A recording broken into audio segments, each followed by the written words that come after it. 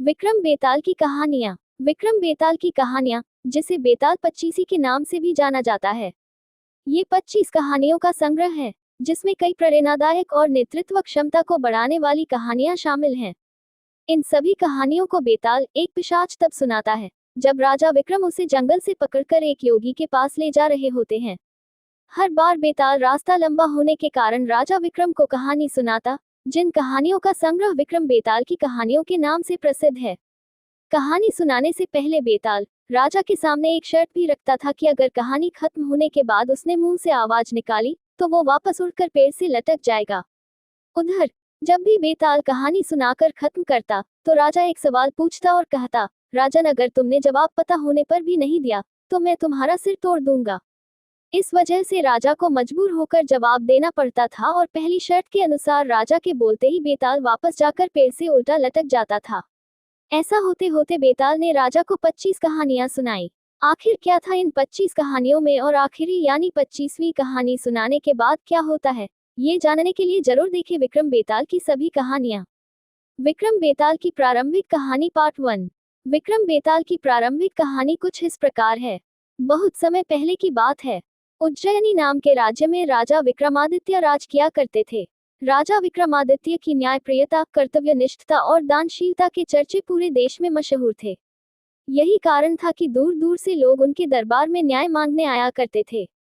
राजा हर दिन अपने दरबार में लोगों की तकलीफों को सुनते और उनका निवारण किया करते थे। एक दिन की बात है, राज दरबार लगा हुआ था। तभी एक भिक्षु विक्रमादित्य के दरबार में आता है और एक फल राजा को देकर चला जाता है। राजा उस फल को कोषाध्यक्ष को दे देता है। उस दिन के बाद से हर रोज वह भिक्षु राजा के दरबार में आने लगा।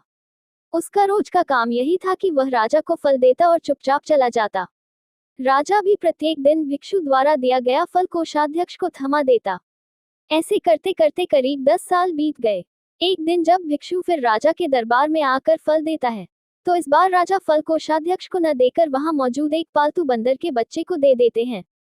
ये बंदर किसी सुरक्षाकर्मी का था, जो छूटकर अचानक राजा के पास आ जाता है। बंदर जब उस फल को खाने के लिए तोड़ता है तो उस फल के बीच से एक बहुमूल्य रत्न निकलता है। उस रत्न की चमक को देख राज दरबार में मौजूद सभी लोग हैरत में पड़ जाते हैं। राजा भी यह नजारा देख आश्चर्य में पड़ जाता है। राजा कोषाध्यक्ष को इससे पूर्व भिक्षु द्वारा दिए गए सभी फलों के बारे में पूछता है। राजा के पूछने पर कोषाध्यक्ष बताता है कि महाराज, मैंने उन सभी फलों को राजकोष में सुरक्षित रखवा दिया है।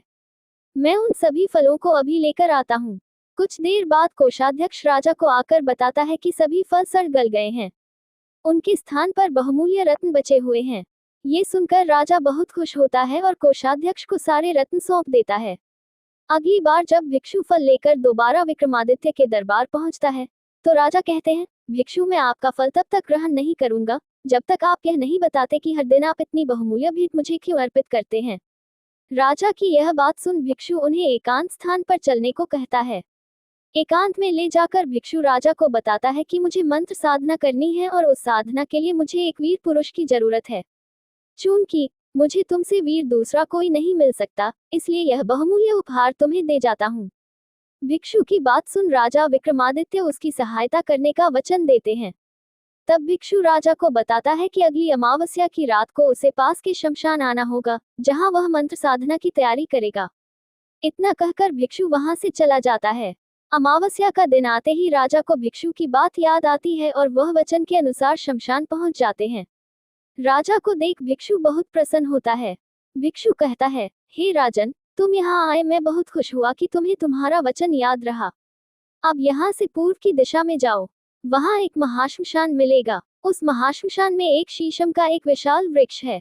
उस वृक्ष पर एक मुर्दा लटका हुआ है। उस मुर्दे को तुम्हें मेरे पास लेकर आना है। भिक्षु की बात सुनकर राजा सीधे उस मुर्दे को लाने चल देता है। महाश्मशान में पहुंचने के बाद राजा को एक विशाल शीशम के पेड़ पर एक मुर्दा लटका हुआ दिखाई देता है। राजा अपनी तलवार खींचता है और पेड़ से बंधी डोर को काट देता है। डोर कटते ही मुर्दा जमीन पर आ गिरता है और जोर से चीखने की आवाज आती है। दर्द भरी चीख सुन राजा को लगता है कि शायद यह मुर्दा नहीं बल्कि कोई जिंदा इंसान है। थोड़ी देर बाद जब मुर्दा तेजी से हंसने लगता है और फिर पेड़ पर जाकर लटक जाता है तो विक्रम समझ जाता है कि इस मुर्दे पर बेताल चढ़ा है। काफी कोशिश के बाद विक्रम बेताल को पेड़ से उतार अपने कंधे पर टांग लेते हैं। इस पर बेताल विक्रम से कहता है, विक्रम मैं तेरे साहस को मान गया, तू बड़ा ही पराक्रमी है, मैं तेरे साथ चलता हूँ, लेकिन मेरी एक शर्त है कि पूरे रास्ते में तू कुछ भी नहीं बोलेगा। विक्रम सिर हिलाकर हाँ में बेताल की बात मान लेता है। इसके बाद बेताल विक्रम से कहता है कि रास्ता लंबा है, इसलिए इस रास्ते को रोमांचक बनाने के लिए मैं तुझे एक कहानी सुनाता हूँ। तो ये थी विस्तार से राजा विक्रम, योगी और बेताल की आरंभिक कहानी। यही से शुरू होता है बेताल पच्चीसी की 25 कहानियों का सफर, जो बेताल एक एक करके विक्रम को सुनाता है। कहानियों के विक्रम बेताल के इस भाग में आपको बेताल पच्चीसी की सभी कहानियां एक साथ पढ़ने को मिलेंगी। कहानी से सीख, एक राजा को हमेशा विक्रमादित्य की तरह साहसी और पराक्रमी होना चाहिए, तभी वह अपनी प्रजा की रक्षा कर सकता है। को हमारी ये वीडियो पसंद आए तो लाइक और शेयर जरूर करें और हमारे चैनल को सब्सक्राइब करना ना भूलें। वो आप क्या जानना चाहते हैं ये कमेंट में जरूर बताएं। वीडियो बनाने में बहुत समय लगता है, अपनी प्रतिक्रिया जरूर दें। धन्यवाद।